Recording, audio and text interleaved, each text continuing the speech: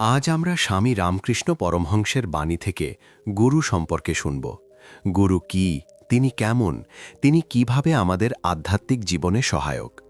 স্বামী রামকৃষ্ণ বলেন, গুরু কে? একমাত্র ঈশ্বরই সমগ্র বিশ্বের গুরু।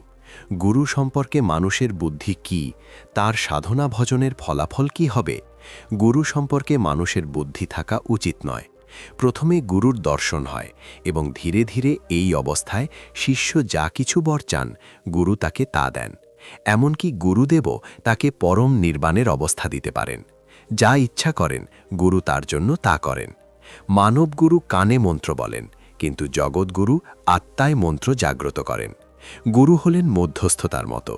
ঠিক যেমন মধ্যস্থতাকারী প্রেমিককে প্রেয়সীর সাথে একত্রিত করে, তেমনি গুরুও ভক্তের ওপর এত আবর্জনা এবং নোংরা জিনিস ছুঁড়ে মারেন, কিন্তু এতে তাকে পবিত্র করা যায় না। এমনকি অপবাদ, অপমান ইত্যাদিও ঘাটের ওপর নিন্দার কারণ হয় না। গুরুও একজন ডাক্তারের মতো। 3 ধরনের আচার্য আছেন: সর্বোত্তম, মাধ্যম এবং সবচেয়ে খারাপ। ডাক্তার যিনি রোগীর অবস্থা দেখেই আসেন, ওষুধ খাওয়ার জন্য ওষুধ বাড়ান এবং চলে যান। তিনি রোগী ওষুধ খেয়েছেন কিনা সেই সম্পর্কে কোনো তথ্য নেন না। তিনি ঠিক এইভাবে কিছু আচার্য কেবল ধর্ম উপদেশ দেন এবং শিষ্যরা তাদের অনুসরণ করেন কিনা তা তারা লক্ষ্য রাখেন না। দ্বিতীয় শ্রেণীর বৈদ্যরা রোগীকে কেবল ওষুধ খেতে বলে চলে যান না, বরং রোগী যদি ওষুধ খেতে না চান তাহলে তারা বিভিন্ন উপায়ে তাকে ওষুধ খেতে রাজি করান। এরা হলেন মধ্যম শ্রেণীর বৈদ্য। একইভাবে শিষ্যদের সাফল্যের জন্য আচার্যরা বারবার তাদের প্রেমের সাথে ব্যাখ্যা করেন, যাতে তারা ধর্মোপদেশ মেনে চলতে পারে এবং তাদের নির্দেশ অনুসারে কাজ করতে পারে। ওই মাঝারি স্তরের গুরুরা যদি রোগী মিষ্টি কথায় রাজি না হয়, তাহলে এমনকি একটি শিশুকেও ব্যবহার করে। প্রয়োজনে রোগীর বুকে কাপড় রেখে জোর করে ওষুধ খাওয়াতে বাধ্য করে। একইভাবে সর্বোচ্চ স্তরের গুরুরা প্রয়োজনে শিষ্যকে ঈশ্বরের পথে আনার জন্য একটি শিশুকেও ব্যবহার করে। যাদের কাছ থেকে কিছু শিক্ষা পাওয়া গেছে, তাদের পরিবর্তে শুধুমাত্র একজন নির্দিষ্ট ব্যক্তিকে গুরু ডাকার প্রয়োজন কেন? অজানা স্থানে অনেক লোকের কাছে দিক নির্দেশনা চাওয়া সমস্যার সৃষ্টি করতে পারে। একইভাবে যদি কেউ ঈশ্বরের সান্নিধ্য পেতে চায়, তাহলে একজন অভিজ্ঞ গুরুর নির্দেশ অনুসরণ করা উচিত। অতএব একজন গুরুর উদ্দেশ্য হল, যারা নিজেরাই দাবা খেলে তারা প্রায়শই বুঝতে পারে না যে কোন পদক্ষেপটি সঠিক, কিন্তু তারা মনোযোগী থাকে এবং খেলা দেখে। জাগতিক লোকেরা মনে করে যে তারা মহা আনন্দ উপভোগ করতে পারে ইত্যাদি, কিন্তু জাগতিক ত্যাগী সাধুরা জাগতিক আনন্দ থেকে বিচ্ছিন্ন থাকে। তারা জাগতিক মানুষের চেয়ে বেশি বুদ্ধিমান, তাই তারা ভালো পদক্ষেপের পরামর্শ দিতে পারে। অতএব যদি কেউ ধর্মীয় জীবনযাপন করতে চায়, তাহলে যারা ঈশ্বরের ধ্যান করে তারা তা অর্জন করেছে। যদি তোমার ঈশ্বরের প্রতি সত্যিকারের ভালোবাসা থাকে এবং তাকে জানার আকাঙ্ক্ষা থাকে, তাহলে তিনি অবশ্যই তোমাকে সত্য গুরুর সাথে একীভূত করবেন। একজন সাধকের গুরু সম্পর্কে চিন্তা করার দরকার নেই। যদি কেউ তাকে অন্তরের শান্তি এবং অস্থির আত্মার সাথে ডাকতে পারে, তাহলে তার জন্য গুরুর প্রয়োজন নেই। তাই একজন গুরুর প্রয়োজন। একজন গুরু আছেন, কিন্তু অনেক উপগুরু থাকতে পারেন।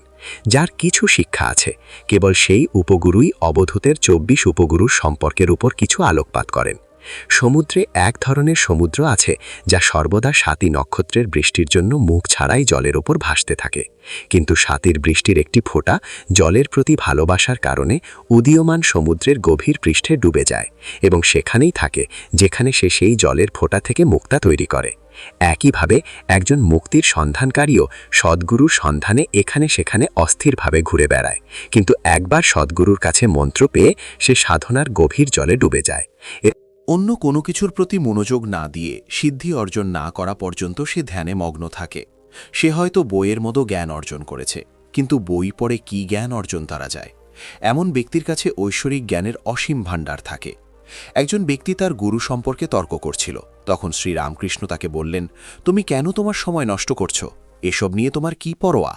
যদি তুমি মুক্তা চাও, তাহলে মুক্তাটি নিয়ে ফেলে দাও না কেন?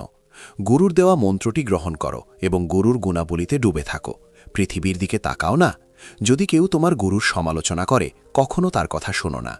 যদি গুরু তোমার বাবা মায়ের চেয়ে মহান হয়, যদি সে তোমার সামনে তোমার বাবা মায়ের সমালোচনা করে, তাহলে তুমি কি আমাকে সহ্য করবে? প্রয়োজনে এমনকি যুদ্ধ করেও তোমার গুরুর মর্যাদা বজায় রাখো।